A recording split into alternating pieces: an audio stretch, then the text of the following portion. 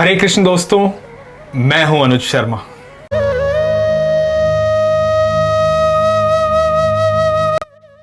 बड़ी सुंदर बात इससे आई दिमाग में। भगवान तो इंद्रियहीन है, या फिर इसको ऐसे कहें कि भगवान की भौतिक इंद्रियां नहीं, भौतिक इंद्रियां नहीं, भगवान की जो इंद्रियां हैं हाँ, वो आध्यात्मिक इंद्रियां हैं। तो एक इंसान जैसी इंद्रियां नहीं है। हाँ। तो उस तरह से फिर भी भगवान क्या कहते हैं कि ना तो तुम मुझे सुख पहुंचा सकते हो ना दुख पहुंचा सकते हो, है ना। किसी भी तरह की भावना से मुझे कोई आहत नहीं कर सकता। पार ब्रह्म परमेश्वर हूं। लेकिन भगवान क्या कहते हैं कि जो अपने मन से अपने प्रेम से मुझे पोशाक धारण करवाएगा तो क्या मैं उसकी पोशाक का ध्यान नहीं रखूंगा? बिल्कुल ध्यान रखेंगे। जो मुझे भोग लगाएगा क्या मैं उसके भोजन की व्यवस्था नहीं करूंगा? बिल्कुल करते हैं। और भगवान इतना प्रेम करते हैं। ये तो बाद की बात हुई जीवन काल में कि हम सेवा करेंगे तो ये फल मिलेगा, हम सेवा करेंगे तो ये फल मिलेगा।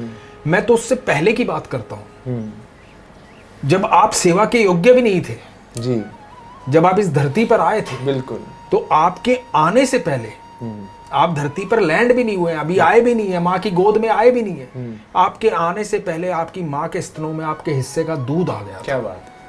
आपको एक परिवार दिया गया था जिसमें माँ थी, बाप था, भाई थे, बहन था, रिश्तेदारी थी। पूरी व्यवस्था की थी कि आप धरती पर जाकर के अकेला महसूस ना करें, घबराएं ना एकदम से जाकर के कि मैं किस धरती पर आ गया हूं, कहां आ गया हूं। सब आपको प्रेम करने वाले मिले, सब आपको गोदी में उठाने वाले मिले, सब बेहद प्रेम करने वाले मिले। तो जब बच्चा जब धरती पर लेता है सारी व्यवस्थाएं होती हैं। और देखो एक छोटे से बच्चे को हर कोई प्रेम करना चाहता है। बिल्कुल। क्योंकि भगवान ये चाहते हैं कि इस मेरे बच्चे को धरती पर जाकर के अकेलापन महसूस ना हो, घबराए ना हो, डरे ना, उसको सब परिचित लगे, सब प्यार करने वाले लगे। तो वही यदि उसी बात को सिर्फ हम समझ लें कि भगवान ने हमें प्रेम के भीतर जन्म दिया, व्यवस्थाओं के भीतर जन्म दिया, चारों तरफ से प्रेम मिल रहा था, चारों तरफ से व्यवस्थाएं थी। बस वो जो भाव था हमारा बालपन का, जो हमने लिया और जो भगवान ने हमें दिया, वही तो हमें वापस देना है यहाँ पे। बिल्कुल। सबने प्रेम दिया बचपन में, अब हम बड़े हो रहे हैं, सिखाया तो हमें प्रेम ही गया था। हम विचलित हुए, इधर से उधर जाकर के भटकने लगे, हम संसार में विचलित हुए। मैं ये कहता हूँ प्रभु जी, ये मेरी मान्यता है और मुझे लगता है कि ये बिल्कुल सही बात है। बड़ी सरलता से जब हमारा बच्चा कहीं पिकनिक पे जाता है ना, तो हम उसको क्या बोलते हैं कि बेटा फ़ोन करते रहना, जहाँ भी पहुँचे फ़ोन करना, किसी चीज़ की ज़रूरत हो तो फ़ोन करना, है ना, संपर्क में रहना बेटा। तो बच्चा क्या होता है, बच्चा जब पिकनिक पे जाता है तो भूल जाता है माँ बाप को, दोस्तों में घुल मिल जाता है, वहाँ की व्यवस्थाओं में घुल मिल जाता है। पैसे खत्म हो जाते हैं तो दोस्त से उधारे मांगता है, जहाँ उधारे मांगता है वहाँ संकट में आ जाता है, क्योंकि देने पड़ेंगे। बिल्कुल, है ना, जो आज लिया है वो कल देना पड़ेगा। बिल्कुल। आपने बीज बो दिया है, बिल्कुल, है ना, कर्म का बीज बो दिया है। तो अब इस बात को माँ बाप को नहीं बताता है, कर्ज में दबता जाता है। ये पूरी जीवन की वार्ता मैं बता रहा हूँ, क्योंकि ये पिकनिक ही है। बिल्कुल, है ना। लेकिन जो भगवान के संपर्क में रहता है, जो माता पिता के संपर्क में रहता है, जाते ही फोन करता है, पिताजी पहुंच गया हूँ, पिताजी ये भोजन यहाँ पे मिल रहा है, ऐसे दोस्त मिले हैं, ऐसे तरह की नित्य क्रिया हो रही है, ये चल रहा है। जो लगातार अपने पिता के संपर्क में रहता है ना, उसे कभी संकट नहीं आता, क्योंकि व्यवस्थाएं पिता कर रहा होता है। बिल्कुल। तो इस प्रकार जब हम लगातार भगवान के संपर्क में रहते हैं, लगातार अपने ईश्वर के संपर्क में रहते हैं, तो इस धरती पर किसी की मजाल नहीं है कि कोई हमें दुख पहुंचा पाए, किसी प्रकार का संकट दे पाए। हमें किसी से उधार नहीं मांगना है। बिल्कुल। हमारा दाता ईश्वर है, बिल्कुल, परमेश्वर है। बिल्कुल बिल्कुल। जैसे एक छोटा बच्चा होता है, वो अपने पिताजी की उंगली पकड़ के चल रहा है और उसको कोई पीछे से छेड़ दे, तो ले मुझे छेड़ो मत, मैं पापा को बोल दूंगा। हाँ। क्योंकि उनको अपने पिताजी पर पूरा विश्वास है। हाँ। ठीक उसी प्रकार हमें समझना है कि हमारे परम पिता कौन है, हमारे पिताजी के भी, उनके पिताजी, सबके पिताजी कौन है, सबका पालन कर रहे हैं। हाँ। सबको सब कुछ दे रहे हैं। तो वो हमें फेथ, वो शरणागति, वो सरेंडरेंस होना बहुत जरूरी है। वो बहुत ज़रूरी है। मतलब मैं बताऊं कृष्णपाद जी, मैं बचपन से कैसे समझता हूँ, ये थॉट मेरे दिमाग में तब आया था जब मैंने श्रीमद् भगवद गीता भी नहीं पढ़ी थी, भगवान के संपर्क में भी इस तरह से नहीं आया था जो आज हूँ, क्योंकि यात्रा थी, यात्रा पर निरंतर हूँ, अभी पहुँचना है आगे तक। लेकिन ये थॉट था जो मेरे जीवन में बहुत महत्वपूर्ण था। एक दिन मैं बैठा हुआ था ऐसे ही घर की छत पे, और सूरज देवता चमक रहे थे बहुत तेजी से, गर्मियों के दिन थे। मुझे आज भी, चाहे गर्मी हो या सर्दी, मुझे सूरज की धूप से कभी ऐसे गर्मी नहीं लगती। मतलब मुझे वातावरण कभी डिस्टर्ब नहीं करता। मैं एसी में हूँ ना हूँ, बाहर हूँ अंदर हूँ, कहीं भी हूँ, तो वातावरण डिस्टर्ब नहीं करता। तो अब हुआ यूं कि मैंने ये सोचा कि जो मेरे पिता का घर है, जो मेरे फादर का घर है, उस घर के अंदर मैं कभी भी परिवर्तन कर सकता हूँ। टीवी यहाँ रखा है, मैं यहाँ रख सकता हूँ। फ्रिज यहाँ रखा है, मैं यहाँ रख सकता हूँ। सोफा आज यहाँ पसंद नहीं है तो वहाँ रख सकता हूँ।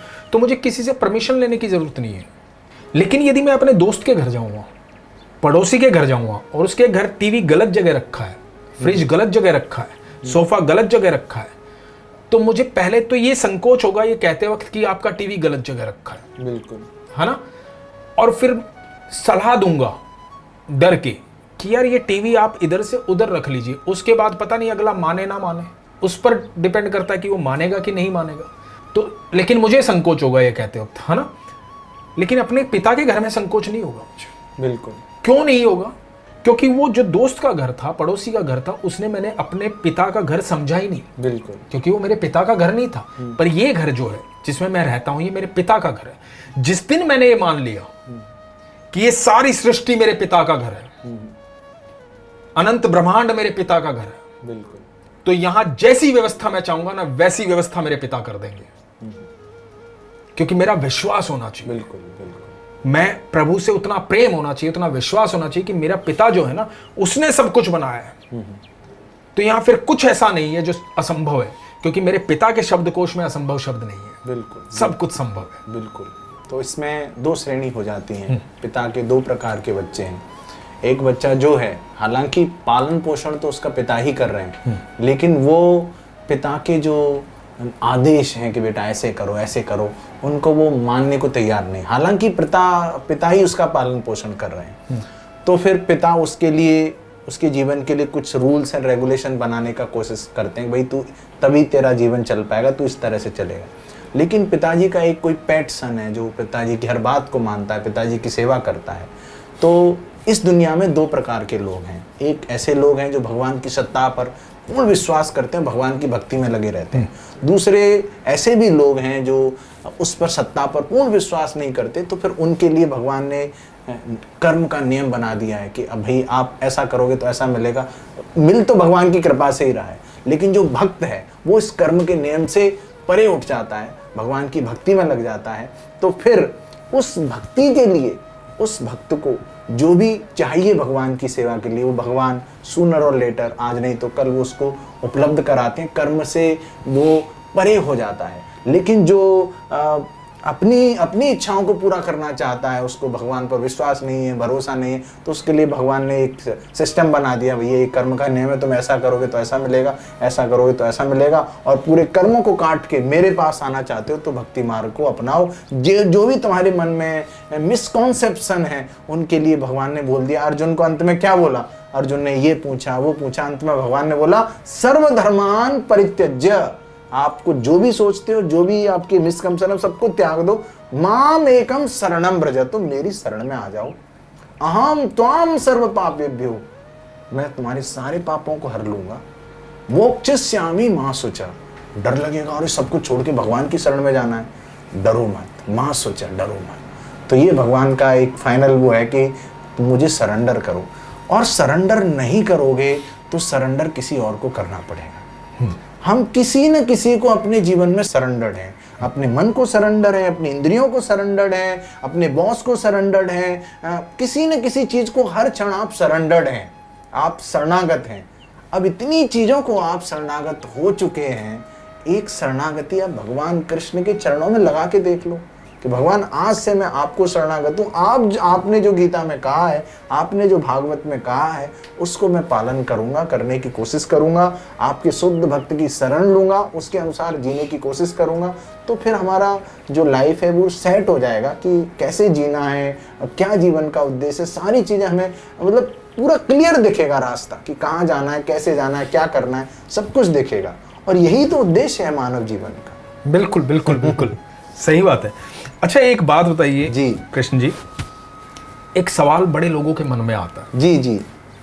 तो इसका उत्तर मैं कई बार अपने अपने तरीके से दे चुका हूँ। जी जी। लोग ये कहते हैं कि जो भी व्यक्ति सही राह पर चलता है, जी।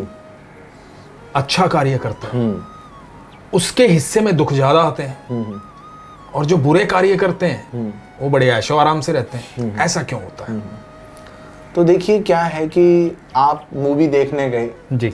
और आप इंटरवल के बाद पहुंचे और वहां पर तो एक व्यक्ति दूसरे को ऐसे मार रहा है, उसको उसका बुरा हाल कर दिया। आप सोचेंगे यार ये क्यों मार रहा है बिना बात को, उसकी बेचारे की क्या गलती थी, ऐसे क्यों, ये तो गलत है। आपने सोचा नहीं कि मैं तो अभी आया हूँ, इंटरवल से पहले क्या था वो तो मैंने देखा ही नहीं। करेक्ट। ठीक उसी प्रकार इस जीवन में व्यक्ति देख रहा है मैं सबके साथ अच्छा कर रहा हूँ, फिर मुझे बुरा क्यों मिल रहा है, और ये तो सबके साथ बुरा कर रहा है, इसको अच्छा क्यों मिल रहा है। सर आप अपनी जिंदगी को इंटरवल के बाद देख रहे हैं। बिल्कुल। इंटरवल से पहले, इस जीवन से पहले भी आपका जीवन था, आपने कुछ तो गलत किया होगा। और हर व्यक्ति की अपनी डेफिनेशन है, मैं तो बिल्कुल साफ इंसान हूं, किसी के साथ बुरा नहीं किया है और ये मेरे सिद्धांत हैं।